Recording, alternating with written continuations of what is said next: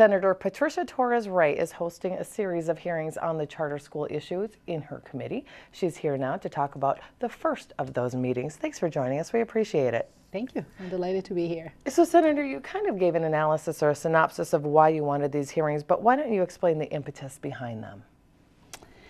Well, we're having an important conversation about education today, and as you hear, we're trying to figure out how do we deal with the achievement gap. How do we serve all of our children? How do we make sure that every child has a meaningful experience, a successful experience in our education system? And so we're looking into, what do we offer right now, and what are some of the steps we have taken that are bold steps to do something different. And many years ago, we say we're going to create a new system. We're going to create an alternative system that offers opportunities to kids that are just not doing well in our regular system. And so we created really a national model that offered this opportunity to kids called the charter school system. And the idea was that if we provide some flexibility, if we provide kind of some different measures, we will be able to see some different outcomes for these children that are not doing well in these large systems. So today we're having to review that. Are we being successful? If we are successful, where are things working, where things are not working, and what do we need to do about it? So that's kind of what we're doing right now. And it was brought up that 78% of charter school students are not performing to certain standards. And so you brought up the question, should it be performance-based or what the parents' needs for their children?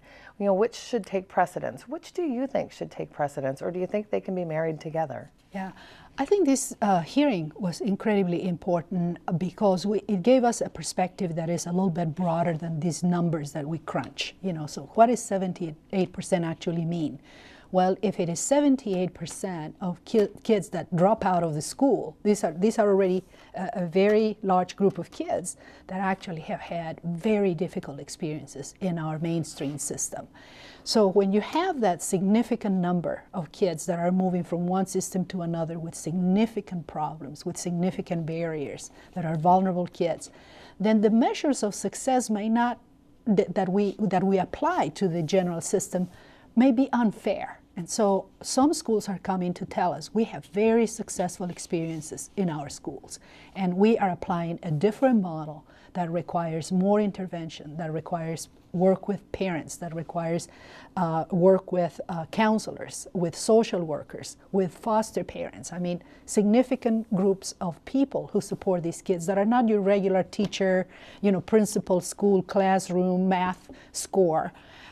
So we need to review that, and I think that is the attempt that I am trying to make here. I think we have some misconceptions as to how schools are performing or not performing. I think the measures that are being applied to one system versus the other are just not accurate and are not reflecting what we want to hear. So I think as legislators we have an obligation to really understand how these measures actually apply.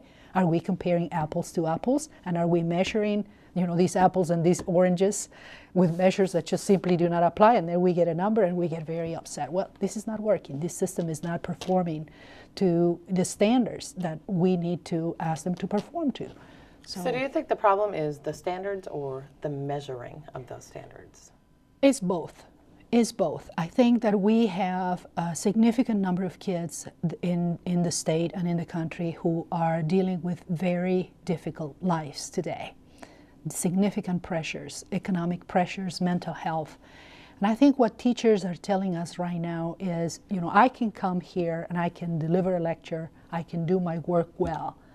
But for this kid, this will go well. The lecture, how I deliver it, my training, my experience will go well. For this kid, it will not. But you're measuring this delivery of education with the same standard. So then the outcomes are not the same. And you need to know that there is a difference.